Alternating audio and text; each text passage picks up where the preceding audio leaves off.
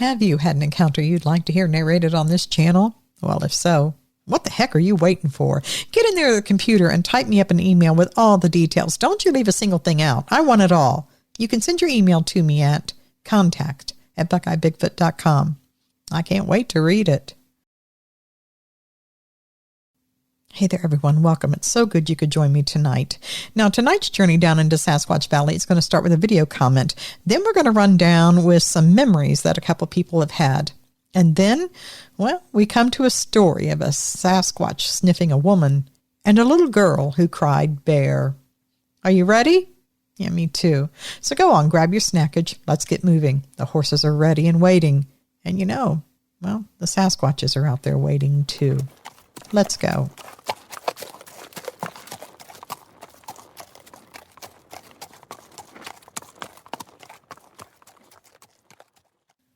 This comment was left on the video titled, "How Sasquatch Kills Humans."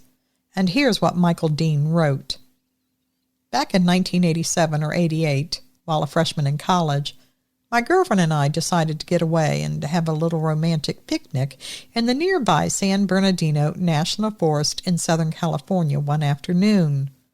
I drove out to a very remote area, miles along a rugged Forest Service road that I used to go backpacking and camping at when I was in high school, as I didn't want anyone to interrupt our little romantic getaway. There was only one way in and the same way out, and we saw no other vehicles or people. We got to the little meadow that I was previously familiar with, parked, and set up a little blanket with some food and whatnot. After being there for a short time, I heard something large moving in the shrubs on the side of an adjacent hillside.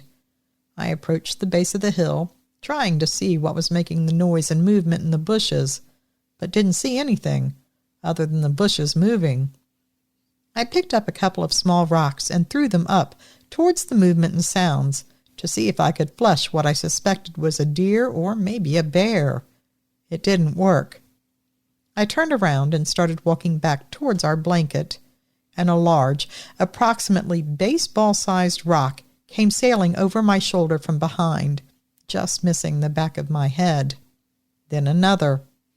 I turned toward the hillside in the direction that the rocks came from and yelled obscenities at whoever was up there, but there was no one to see, only bushes moving. It didn't make any sense that it would be a person since we didn't see any other vehicles on the way in, and we were at the end of the road. Then it got real, really fast. It's hard to explain, but the fear that flooded over both of us was sudden and intense. We quickly packed up and vacated as fast as we could. I never saw anything other than the movement of bushes, but my instinct told me to leave quickly, which we did. I have no explanation for what it was that threw those rocks at me, but I'm pretty sure it wasn't another human, considering the remote location and lack of any other vehicles out there. I've never felt such a sudden and intense fight-or-flight response before or after that. It was a compelling and terrifying experience that neither of us will forget. Hello, Nance and Sasquatch. I was born in a small town near Raleigh, North Carolina in the late 50s. I was actually born in town, but not in a hospital. The kids in the community were born at home the previous year and in the hospital the following year.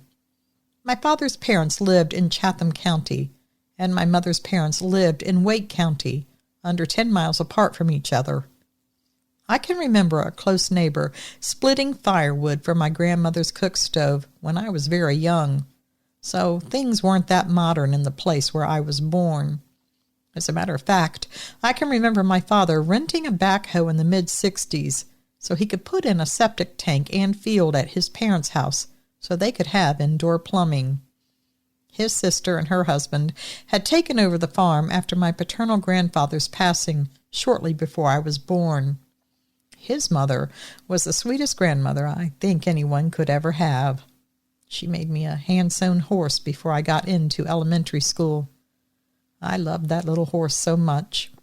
I had a real hard time leaving it behind a few years later when my old man told me I was old enough not to need it anymore. He thought that I should be tough. I guess that's why he made me climb the stairs that went up the side of the big Pluton at Pilot Mountain a few months earlier. I went up and down, but I was terrified every minute that I was on those stairs. You could see between the 2x-whatevers that were there, strung up the side of the sheer rock face on cables.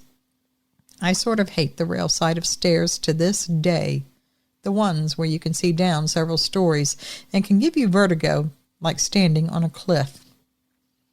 I remember being warned about the boogeyman from a young age, too. I saw the Patterson-Gimlin film when it first came out on the Merv Griffin show, or one of those shows. I was 10 at the time. I thought that anyone that didn't think it was real was just ignorant. I didn't know at the time that it was the same as a wood booger. Patty seemed more scared than scary when she took off up that creek. Since my wife of 45 years passed away in August, I find myself listening to lots of your podcasts.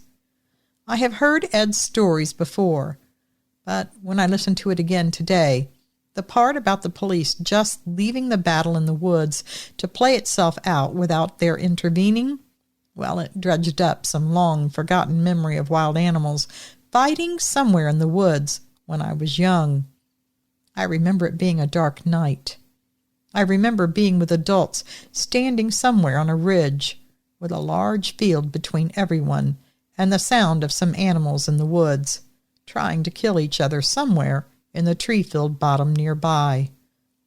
The adults all stood in a group and asked what kind of animals could be making noises like that. There is a recollection of my mom wanting to get me away from there, and I wanted her to, because I didn't want to hear the fight anymore. I was sure something was being killed. We weren't that far away from it either. I'd say that out of hearing distance would probably have been about half as far as I would like to have been from there. Some of the stories I've heard have made me think of frosty mornings waiting for the school bus and whistling back at bobwhite quails. Well, at least I hope those were the little birds that I was imitating. I remember spending nights at my grandparents' house, hearing whippoorwills sing all night in the fields and pastures on the farm. My grandma, who sewed me that horse, told me years later that she would keep a pile of rocks on the porch just outside the door from her bedroom so she could run the ones right outside of her window off, because 20 feet away from her bedroom window wasn't anywhere near far enough for her to get a decent night's sleep. Except for the second grade, when we lived in town and I walked back and forth to school, and one other place before ever starting school, we usually lived in more rural areas. 3rd grade through 6th, we had to stay with some folks down the road after school and the summers while our parents worked, or should I say, while Mom worked and the old man did whatever. I never felt any of that being watched stuff out in the woods until I hit my 40s, and I had a job about 4 miles as the crow flies from the old man's home place.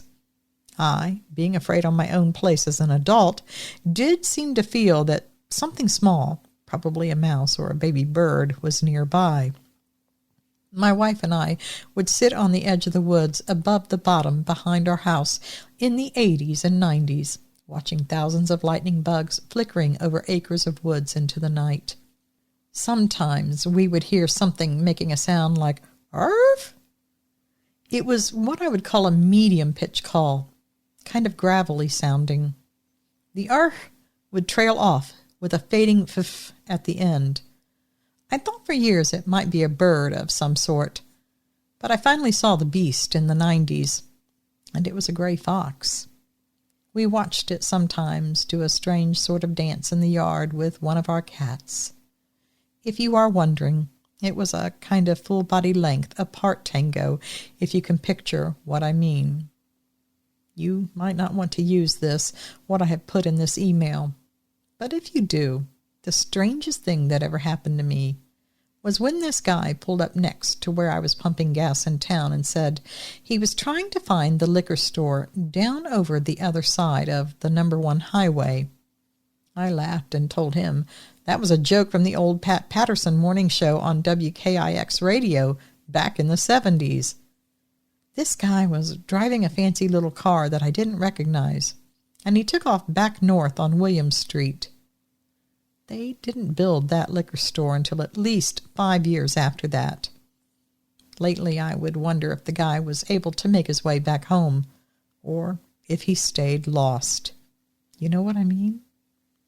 If you know anyone who specializes in that sort of thing, let me know. Just call me, staring at 70. Thanks, G. My grandfather, my papaw, was born in 1910 in West Virginia. Most of my relatives jumped back and forth across the Ohio River. My great-grandfather ended up in Rutland, Ohio, in Meigs County, next to Pomeroy, Ohio, which is right on the Ohio River. Long story, but there was a fire at the house in Rutland, Ohio, and the house burned to the ground. Years later, approximately 1970 or so, my grandfather acquired the property and bought an old manufactured home, a trailer, and he had it put on the property. We had a pitcher pump well and carried water to the trailer. The toilet and the sink dumped into an old cistern that Papaw converted to a septic tank. We had electric, an outhouse, a fuel oil furnace, and a working propane stove. So kind of rough. But we would go there on weekends and during summer break from school. I was around 5 when we started going there, and I loved it. I loved hanging out with Papaw and being in the country. It was a country road that wound through the hills of southern Ohio. Houses on both sides of the road, but nothing behind the houses, but woods, hills, and a few long abandoned strip mines. Very rural and remote with lots of uninhabited areas. We had about 3 acres, a creek on the side property line and a bigger creek at the back of the property line. I was allowed to go to the small creek by myself because it was within sight of the front porch. As I got older, I was allowed to go further. Well, enough of the back story. I remember Papaw telling me to watch out because there were wild women in the creek. I was 5, 6, or maybe 7 when he first told me that, and as a child of Saturday morning cartoons and adventure shows, I was envisioning cave women types with bows and arrows and spears. When I was a teen, the subject came up, and I asked Papaw why he told me that. He said that when he was younger, they would hear god-awful screams coming from the creek or the woods, and Great-Grandpa Taylor said that it was wild women. I can't actually remember if he said screams or hollering. So watching a Bigfoot show, maybe about 10 or 15 years ago, where they described the Ohio Howl, I remembered what Papaw had told me. The bigger creek was the little leading creek, and from the bank to the water was probably at least a 10-foot drop, and the bank was grown up on everyone's property. Anyway, just info I wanted to pass on. Additional info. I asked my cousin if Papaw had ever told her the story, and she said no, but of course she wasn't the favorite like I was. She asked her mom today if she had ever heard the story. My aunt and my uncle just had their 72nd wedding anniversary today. My aunt is 91 years old and was the middle of 3 daughters of my grandparents. My aunt actually remembered hearing it with her grandma at the location I described to you. They moved to Barberton so my Papaw could find better employment. Barberton factory jobs were booming then, and my aunt would have been about 10 or younger. She remembers hearing the high-pitched hollering, but she heard it across the road up high on the hill and on numerous occasions. So the time frame would have been around 1940 to 1945.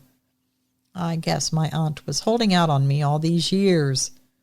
My mom was younger, but she never mentioned anything about it, and neither did my older aunt, both of whom are now deceased. By the way, Both sides of the road was nothing but hills, woods, and brush on both sides of the road behind the houses.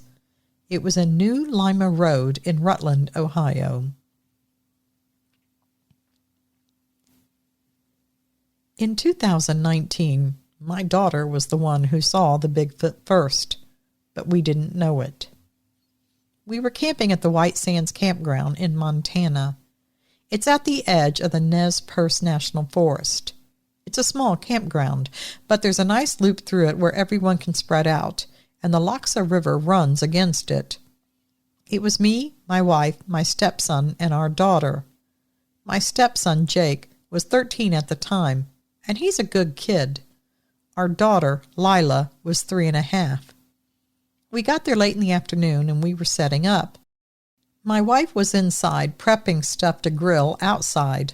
Lila was on the bench couch, looking out of the camper window, watching me and Jake and talking to us. All of a sudden, Lila lets out one of her happy squeals. It's the sound she makes when she sees a dog or a cat or some favorite toy or someone she really likes. It's a happy squeal. If you've ever had kids, you probably know that sound. Well, Lila let one rip at a very high volume, then another and another, and her squeals usually end with laughing. Me and Jake looked at each other, not knowing what she was seeing to squeal like that. It was about 5 p.m. maybe, which in the summer was full daylight still. We had backed our camper into one of the grassy offsets in the campground that backed right up to the river. On either side there were very thick trees. The way the camper was facing, the push-out sleeping area would face the river area to the back, and the front towards the loop, although it was set off the loop quite a bit. There were thick trees around on either side. When we pulled in, I was so busy looking for our reserved spot, I really didn't pay any attention to if anyone else was camped by us. Turned out the next morning we discovered there was someone to the left of us, but not to the right of us. Not that it really made a difference because there was probably 50 feet or more of trees between each of the camping spots. The camper window that Lila was looking towards faced to the right of us, which was the camper side with the door and the awning, which we had not unrolled yet. We went on putting out the chairs and stuff, and Lila was still carrying on the whole time. My wife was in there thinking that we were making faces at her or something. She was happy because Lila was occupied. She did not look out the window. Lila only had a few words that we could really understand at her age. She was very slow to talk. But she was very good with animal names. She belted out the word bear, bear, bear, over and over, several times in between squeals. When I heard that, she got my attention fast. I whirled around and I looked at everything, thinking a bear was creeping up on us. But there was nothing there. But Lila kept saying it. We couldn't get her to say anything else, and she would just point. But there was nothing there, and we couldn't get her to leave the window. So we continued setting up, with one wary eye behind us. I had Jake watch my back while I did the rest of the setup. After a while, I was that unnerved. I was really worried there was a bear just waiting on the edges to walk right out on us. Normally, Lila was a really good girl. She wasn't prone to give us trouble or to wander off. She was one of those shy and scared of new people and places kids at that time of her life. So we were very surprised when she kept trying to walk off into the trees after we ate. She still kept saying bear, bear, bear. Sometime around 9 p.m., we tried to get Lila inside to go to sleep, but she was very difficult. That's highly unusual for her. She was still going on about that bear, a bear that none of us were seeing. We finally got some sleep, and then sometime in the night, I woke up to water splashes and rock smacking sounds. This was really loud, craziest thing ever. I would hear big plunks in the water like huge boulders were being thrown in the river. These weren't the sound of little rocks. I got up and I looked out of all the different windows in the camper. but it was just too dark to see anything right then. Now, for context, our push-out bed at the back of the camper literally pushes out and overhangs outside the camper completely. Almost the full length of the bed is outside the camper on the back, and it is surrounded on 3 sides with full lengths of screen mesh. I no longer have this camper, but I found a picture of one like it on the internet, so you can see what I mean. That is where me and my wife were sleeping. After hearing the splashes and looking around and not seeing anything, I laid back down. After a while, the sounds at the river finally stopped. I went back to sleep. I woke up sometime later and I knew it was close to dawn because the sky was a light blue, like right before the sun comes up. I wasn't even sure why I woke up at first. I had a vague sense of my wife sniffing something really loud. Well, at least that's what it sounded like in my half-awake state. But then I heard a nasal blowout, like an animal that's gotten its nose full of something, and then it expels all of its breath. That was not my wife. I realized that at the same time that I suddenly felt my wife gripping my arm so tight, it felt like a blood pressure cuff was on me. I opened my eyes, and I just saw blue sky above the trees on my side of the camper. But before I even got my eyes all the way open, my wife shot out of the pull-out bed area like she was on fire. Then she starts making these sounds. She was trying to scream, but it was just a hissing noise that was coming out of her throat. She was actually too scared to really scream, but I didn't know that at the time. Then she's tugging on my feet and my legs like she's trying to pull me away from something. I roll over, and so help me God, I about had a heart attack. I saw a big outline of something right outside the screen window at the back of the camper on my wife's side. Fresh out of sleep, I was of 2 minds in 1 second. One part of my mind said the camper was about to be ripped open by a bear, the way someone casually opens up a can of SpaghettiOs for their lunch. The other part said there was a really large murderer, or maybe just a weird peeping Tom outside the camper. I was going to go with the bear, though, just from the sheer size of it. I followed my wife and I shot out of the bed area. I grabbed the bear spray and was ready to spray it out the mesh, and then I thought, no, that would be a really, really bad idea. Probably most of it would stay in the camper. It was just a reflex. Luckily, I realized the ramifications before I sprayed it. Now, I really didn't need to, though, because once we were no longer in that pull-out bed area, there to be sniffed, well, the bear thing walked away. We both ran to the side camper window and watched out the right side of the camper as this huge, dark shape walked off into the trees. Now, with all the ruckus, Jake and Lila were awake, and they looked out the window with us. Lila made her happy squeals again and kept saying, "Bear, bear," and pointing, just like earlier. My heart hit the bottom of my stomach. I knew that was not a bear. I had a lump in my throat when I got it, that my daughter had been seeing a Bigfoot earlier, and we ignored her. Well, somewhat.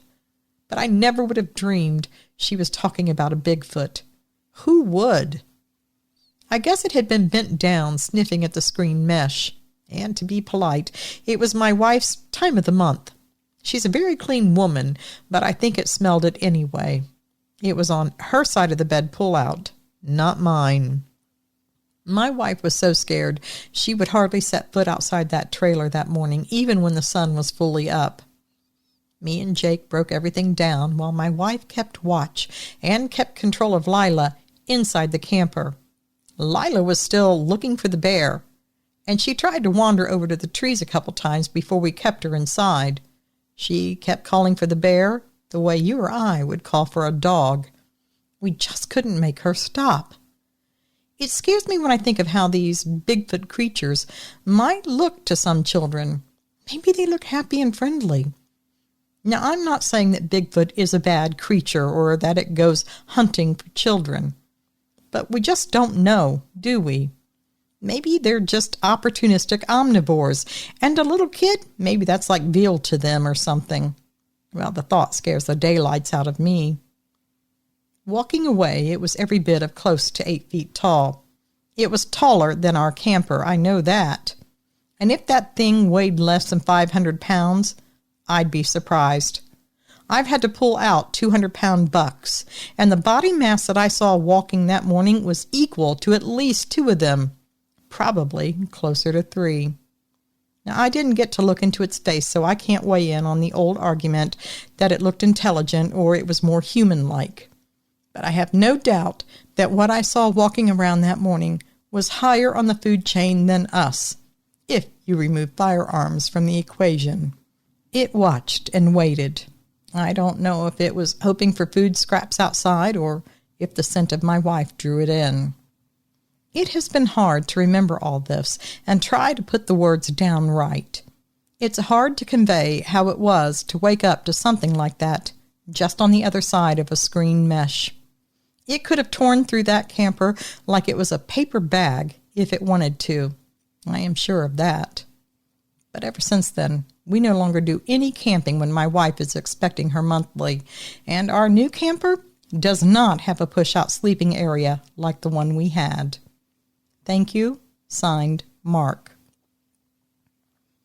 All right, well, a big thank you to all the submitters tonight, and thank you to Michael Dean for leaving that comment. All right, everyone. Well, look, I don't have much else for you, so we're going to call it a good night and a good close for us. I enjoyed all the stories, and I hope you did too. And like I said, I never know what I'm going to get when I open those emails, but it's always fun.